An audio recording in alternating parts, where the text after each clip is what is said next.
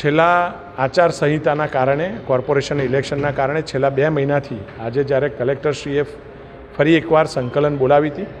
તો કેટલાક જૂના વિષયો અને કેટલાક નવા વિષયો, જે જૂના વિષયો હતા એ સયાજીગંજ વિધાનસભાનું આયુર્વેદિક હોમિયોપેથિક દવાખાનાનો વિષય, કેટલીક સૂચિત સોસાયટીઓને મંજૂરીનો વિષય અને રેલવે ઓવરબ્રિજ એટલે કે ઉંડેરા કરોડિયા બાજુથી દેસાઈપુરા અને છાણી તરફ નીકળતો રેલવે ઓવરબ્રિજ અને અલકાપુરી રેલવે ઓવરબ્રિજ પણ કયા સ્ટેજ પર કામ પહોંચ્યું છે, કયું ટેન્ડર મંજૂર થઈ ગયું છે, કયું ટેન્ડરનો પ્રોસેસ ચાલુ થયો છે, આ તમામ વિશે આજે ત્યાં ચર્ચા કરવામાં આવી છે.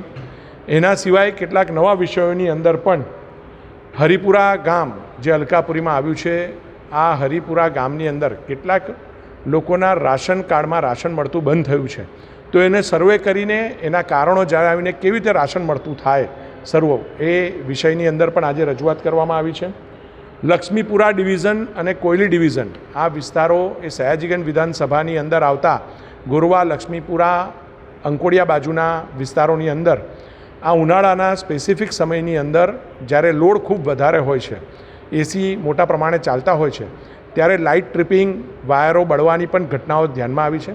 તો એની કેપેસિટી એન્હેન્સમેન્ટ, કેપેસિટી બિલ્ડિંગ કેવી રીતે કરી શકાય,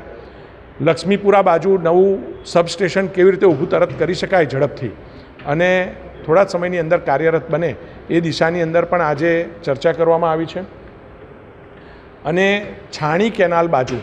એટલે છાણી બાજુ નર્મદા કેનાલમાં એક ગાબડું પણ પડ્યું છે અને ત્યાંથી પાણી ટીપી તેરની અંદર આવે એવો ભય છે, ત્યારે આ ઝડપથી આ ગાબડાનું પ્રોપર રિપેરિંગ થઈ જાય અને લોકો ભયમુક્ત થાય, આવા અનેક વિષયોની આજે કલેક્ટર ઓફિસની અંદર આજે ચર્ચા કરવામાં આવી છે. બધી જ વસ્તુની અંદર કલેક્ટરશ્રી એમની ટીમ દ્વારા ખૂબ પોઝિટિવ રીતે જવાબ પણ આપવામાં આવ્યા છે અને ઝડપથી કામગીરી થાય એવા પ્રયત્નોની ખાતરી પણ આપવામાં આવી છે.